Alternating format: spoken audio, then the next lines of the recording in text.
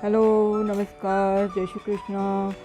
આજે હું લઈને આવી છું ગુજરાતનું એકદમ પરંપરાગત અને સ્વાદિષ્ટ સેવ દૂધનું શાક.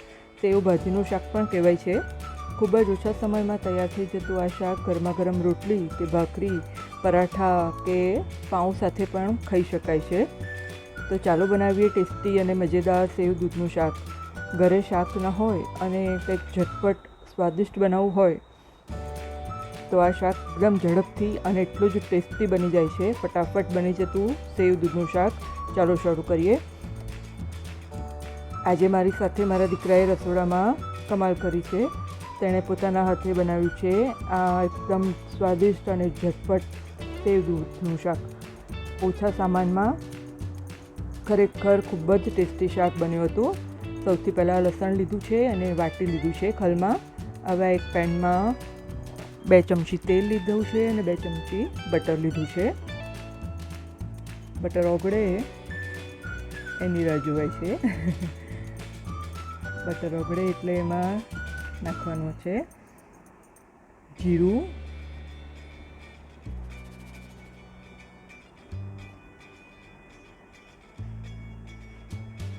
જીરું તતડે એટલે એમાં ઝીણા ઝીણા સમારેલા લીલા મરચાં ઉમેર્યા છે. લીલા મરચાં તમારે ગમતી હોય તીખાસ પ્રમાણે વધારે ઓછા તમે કરી શકો છો. 3 ડુંગળી લીધી છે ઝીણી ઝીણી સમારેલી, એને બી સાથે સાંતળી લેવાની છે. ડુંગળી સંતળાઈ જાય, ગોલ્ડન બ્રાઉન થાય ત્યારબાદ એમાં વાટેલું લસણ ઉમેરવાનું છે. એને બી કચાસ દૂર થઈ જાય એ રીતે સાંતળી લેવાનું છે.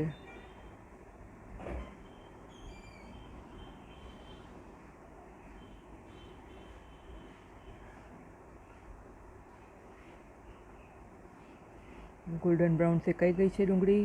હવે ઝીણા ઝીણા સમારેલા ટામેટાં ઉમેર્યા છે. એ પણ 2 નંગ લીધા છે. એને બી સરસ કૂક કરી લેવાના છે, હલાવતા રહેવાનું છે.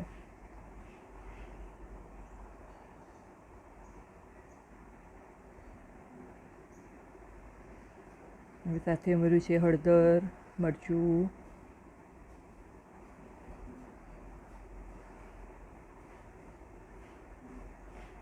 શેકેલા જીરાનો પાવડર,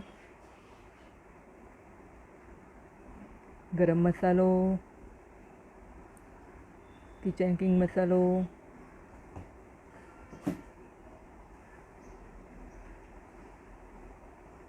બધા મસાલાને સરસ શેકવાના છે. 2 થી 3 મિનિટમાં સરસ મસાલા શેકાઈ જશે. સ્વાદ પ્રમાણે મીઠું ઉમેરવાનું છે.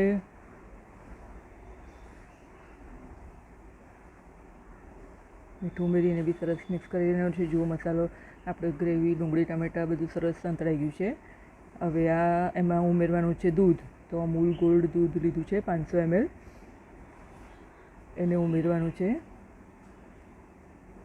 ગોલ્ડ દૂધનો જ ઉપયોગ કરવો. આ શાકમાં બહુ જ સરસ સ્વાદ આવે છે.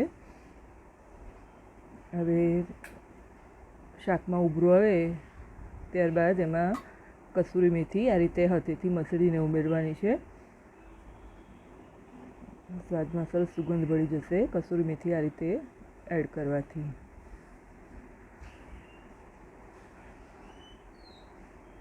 જો સરસ ઉભરો આવવા લાગ્યો છે શાકમાં. હવે રતલામી સેવ લીધી છે. આ શાકમાં મોટાભાગે રતલામી સેવનો ઉપયોગ થતો હોય છે. એના લીધે જેનો સ્વાદ એટલો સરસ આવે છે. એકવાર બનાવશો, વારંવાર બનાવીને ખાશો. ચોક્કસથી એકવાર ટ્રાય કરજો. 5 મિનિટમાં એકદમ ઝટપટ બની જતું સેવભાજીનું શાક, દૂધ સેવનું શાક તૈયાર છે. ઉપરથી થોડા ફ્રેશ ધાણા ઉમેરીશું તો ગરમા ગરમ શાક સર્વ કરવા માટે તૈયાર છે.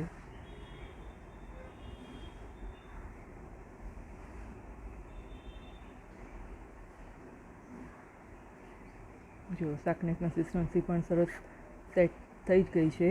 એટલે શાક હવે સર્વ કરી લઈએ. ગરમા ગરમ શાક ખાવા માટે તૈયાર છે.